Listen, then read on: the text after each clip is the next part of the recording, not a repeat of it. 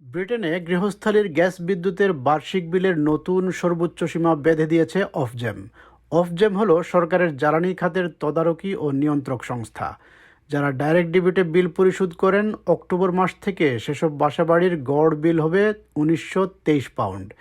বর্তমানে এই বিল আছে ২০৭৪ পাউন্ড।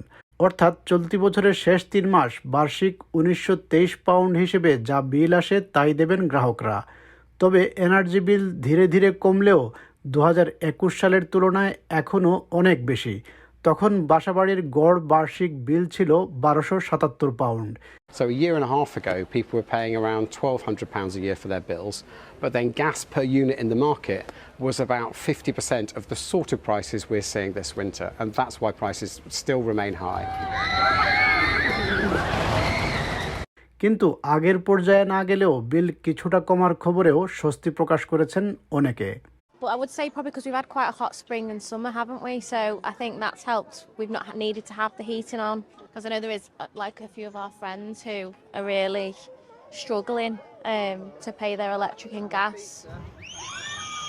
গ্যাস বিদ্যুতের বিল কিছুটা কমার ফলে স্বস্তি অনুভব করার সুযোগ নেই অনেকের।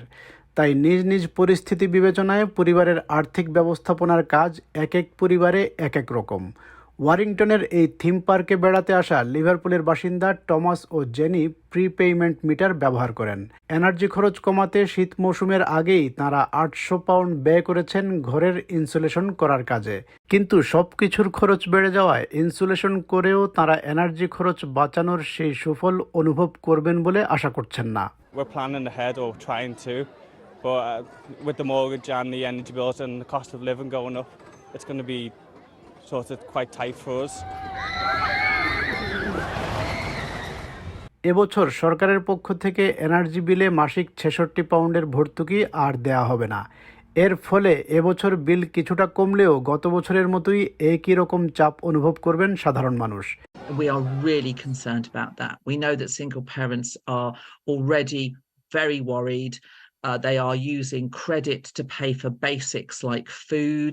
We know that the complexities around energy and increasing energy debt is going to make a really complex situation a whole lot worse. Energy bill পরিশোধ করতে গিয়ে আর্থিক চাপ অপরিবর্তিত থাকার আরও কারণ আছে। মর্গেজ খরচ বৃদ্ধি, ঘরের ভাড়া বৃদ্ধি সহ সব ধরনের সেবার মূল্যও বেড়েছে। ফলে গ্যাস বিদ্যুতের মূল্য কিছুটা কমার সুফল অনুভব করা কঠিন হবে। All the standing charge on the rent of the meters all went up across the board. I don't think there was any need for that to go up. Energy বিলের সাথে স্ট্যান্ডিং চার্জ নামের একটি খরচ বহন করতে হয় গ্রাহকদের। এটি হচ্ছে দৈনিক ভিত্তিতে একটি নির্দিষ্ট অঙ্কের মূল্য পরিশোধ করা। এনার্জি ব্যবহারে সাশ্রয়ী হলেও এই নির্দিষ্ট অঙ্কের খরচ কমে না।